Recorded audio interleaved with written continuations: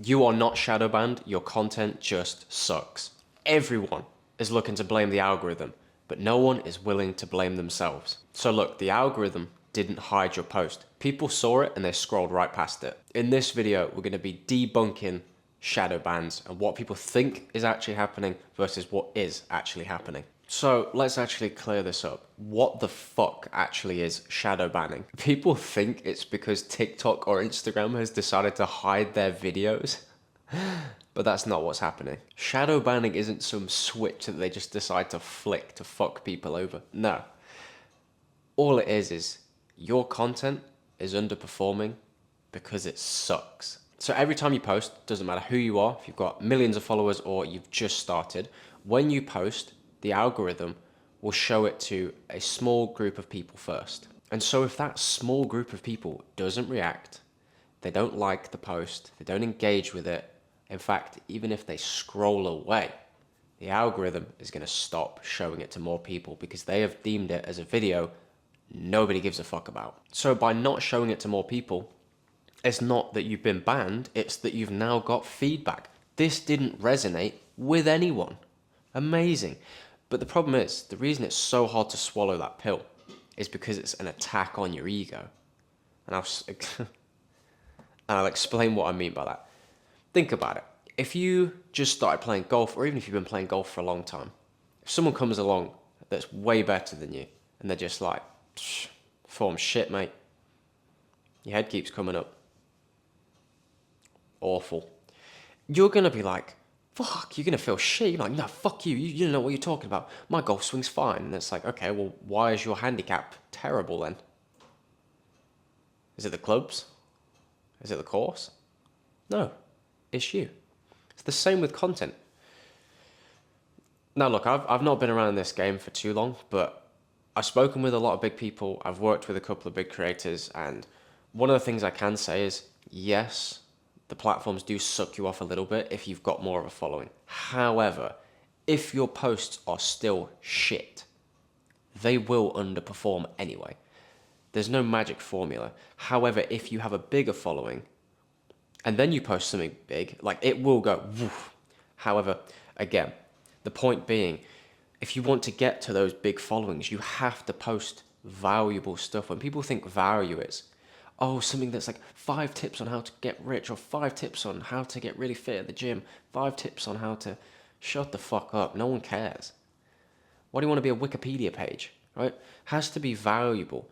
That fucking TikTok I posted, it's not valuable in the sense of, oh, it's amazing, it made people money, but it's like what it did is it gave a sense of relatability. Fucking Tesco being overstimulated and horrible, and you could hear the child crying. You can hear the self-scan machines. You can hear the trolley going. It's relatable. The value it got was sort of that relatability and entertainment. And you can mash it together. I can tell you pretty much exactly why it went viral, because it hit all the core themes. A visual hook. I put the text so you read it almost like an F. I put relatability things of, bro, Tesco's not even that bad. It's not overstimulating. You're just overreacting. And then I put bro question mark with laughing crying emoji. Because by the time you've read it all very quickly, like we're already like a couple of seconds in. The video is actually getting to the crux of what makes it funny, because there's a little build-up of the trolley. Then what I did was I understood that people will find this relatable. I didn't know if it was going to bang, and I said this could do shit. The second I started seeing it get some traction, I made sure to respond to every single comment with something even more relatable. Like, actually treat these as people, not just numbers, vanity metrics. What that does is, if you have 20 people commenting, you've now got 40 because you commented on it, right? So where am I even going with this? The point is, if your content is shit, then it will do shit. People project their own egos and their own vision as to why something should bang. Like, you've probably even heard people say this, and I hope you're not one of these people that have ever said this. I deserve to have all these views because I'm me. Something along those lines. Oh, I'd just be so much better if I was just a millionaire. I would spend the money better. It's like, okay, would you? And I'll give you a mini example. I saw it on TikTok about 2 days ago. There was this guy, and he was just posting in his car, and he was just like, oh, like, I'm on my way to my 9 to 5, but I should be, like a Gymshark influencer opening packages at like fucking 10 a.m. And I was like, well, obviously I didn't say this to him. I said this to myself. I was like, well, brother, yeah. If you wanted to be a Gymshark influencer, you have to be willing to do it for free. You have to be willing to look shit and stupid at the start. Unless you are one of those steroided to fucks people that already attracts eyeballs, you have to prove that you just love it for the game. That you just love Gymshark that much, that you love unboxing their stuff because it gives you joy. Because if you did that, Gymshark would actually see it, because you'd start getting a following. Because people are like, oh, I wonder what he's going to unbox next. I really enjoy this guy's videos. Because you'd be iterating from the data that you've got. Okay, people fell off around this point when I took too long to open the box, so I will make the box opening part quicker. Stuff. That's how you use it. That's how you use data to improve your content. People don't want to do this because they're fucking lazy. It's so easy to get good at content. And this guy has the fucking nerve to be like, oh, I deserve to be it just because I don't like my 9 to 5. No one likes a fucking 9 to 5, bro. 9 to 5 suck. But if you really wanted it, outside of your 9 to 5, you would use your pennies that you got from that fucking job, that little wage you got, and you'd spend it on Gymshark stuff, and you'd open it, and you'd fucking record it every time. And you would say, I don't care if it takes me a year, or 2 years, or 3 years, because I'm so in love with fucking wanting to be a Gymshark influencer, I'm going to do whatever it takes. The person that's obsessed and will do that, and will fucking keep posting it, unboxing Gymshark shit, without the sponsor, without any money coming in other than their job, they're going to get it. You won't.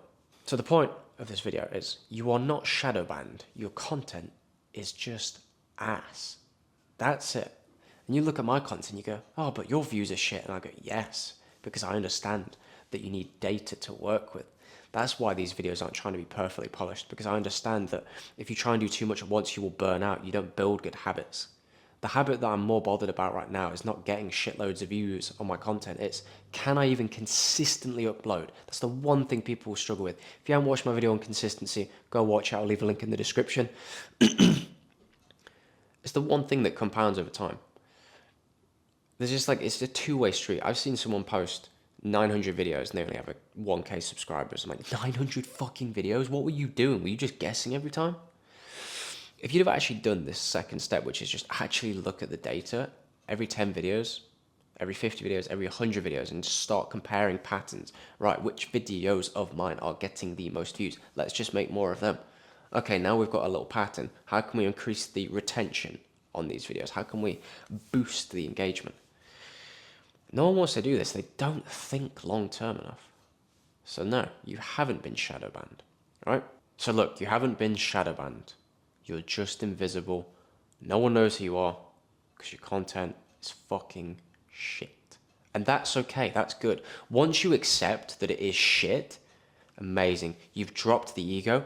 Now you're ready to learn. Now you're ready to make good content. And you will have to continue being shit and looking stupid in public. But don't focus on the outputs. Focus on the inputs. How can I make this next video better? When people say better, they get it so wrong. They get so vague. They go, maybe more edits this time, maybe more fonts, instead of actually looking at the fucking data that's right in front of them. If you do that over enough time, you are guaranteed to win. Data will beat any algorithm change that you can possibly imagine. Yeah, your views might drop a bit, but over a long enough period, it doesn't matter because people know who the fuck you are now. It's very simple. Just follow that principle. I hope you found this useful. If you did, make sure to leave a like. Subscribe for more videos like this. If you're interested in my Instagram, relatability_. DM me. I'm always open for a chat. I'll see you in the next one.